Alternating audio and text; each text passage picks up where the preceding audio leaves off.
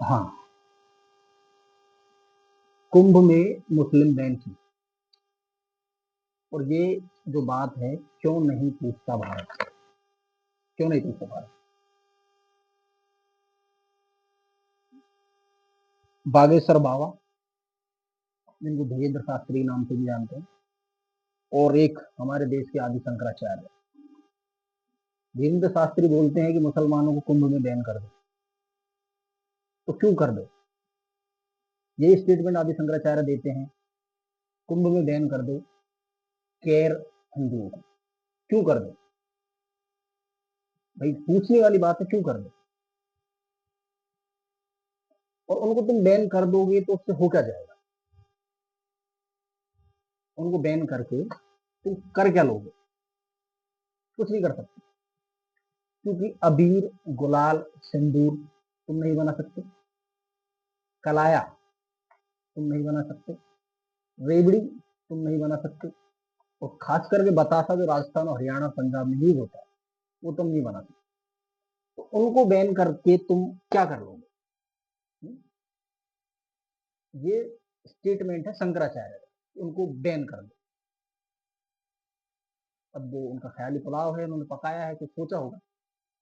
लेकिन इसी बीच आज में और कल में आरएसएस प्रमुख मोहन भागवत जी, जो कि 1965 में जो इंडिया वॉर हुई थी इंडिया में,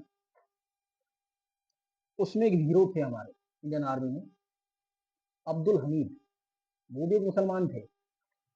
और उनका उस वॉर में अच्छा योगदान रहा इंडिया के फेवर में। तो क्या वो मुसलमान नहीं थे, क्या उन्होंने वॉर नहीं की।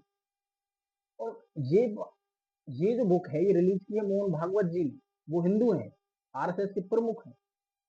और धीरेन्द्र शास्त्री जो है बागेश्वर बाबा है, आदि शंकराचार्य धर्म गुरु है, और वो कहते हैं मुसलमानों को बैन कर दो। तो क्यों कर दो, यही तो पूछ रहे हैं।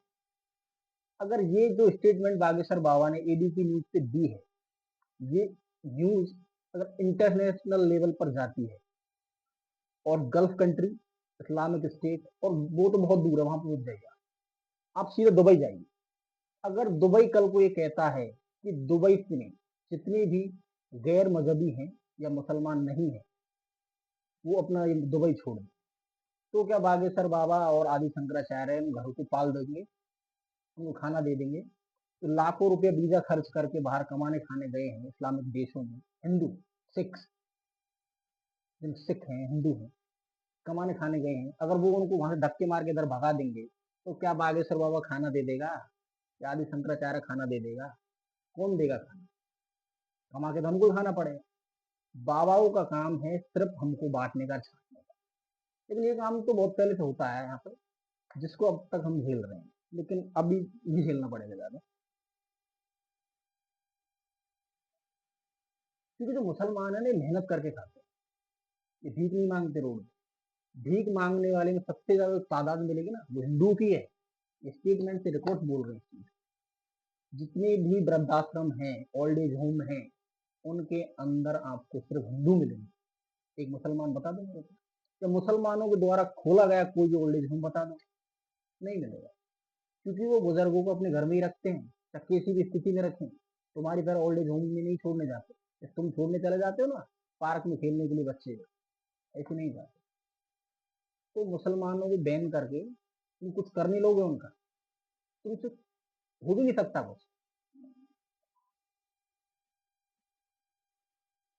रही बाबा वाली बात, तो हमारे बाबा रामायण करने का इतना लाख लेते हैं, भागवत करने का इतना लाख लेते हैं, करोड़ों में डील होती है। फिर इनका रहना खाना अलग।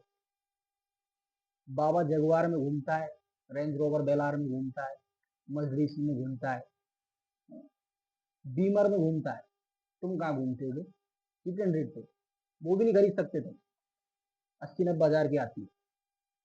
रही बाबा वाली बात की, बाबा ने बोल दिया गैर मुस्लिम जो है उनको बाहर कर दो, नहीं करना चाहिए। ये पूछना चाहिए सवाल लोगों को, क्या वो इंसान नहीं है, क्या वो देश में नहीं रहते, क्या उनका योगदान नहीं है इस देश के अंदर। अगर वो नहीं होंगे तो हम भी कुछ नहीं होंगे, वो भी कुछ करते हैं, हम भी कुछ करते हैं। और तुम तो कहते हो कि वसुदेव कुटुंबकम, ये बात तो कहीं इस बात के आसपास भी नहीं फटकने वाले। तुम खुद कहते हो इस बात को। तो जो बाबा ने कहा है ना, धीरेन्द्र शास्त्री जो बाबा हैं, आदि शंकराचार्य हैं, ये मर्सिडीज में घूमने वाले हैं, तुम नहीं घूमने वाले। तुम उनके चक्करों में मत पड़ो। इनके चक्करों में पड़ोगे तो रोड पे ही रहोगे, कुछ कर भी नहीं पाओगे।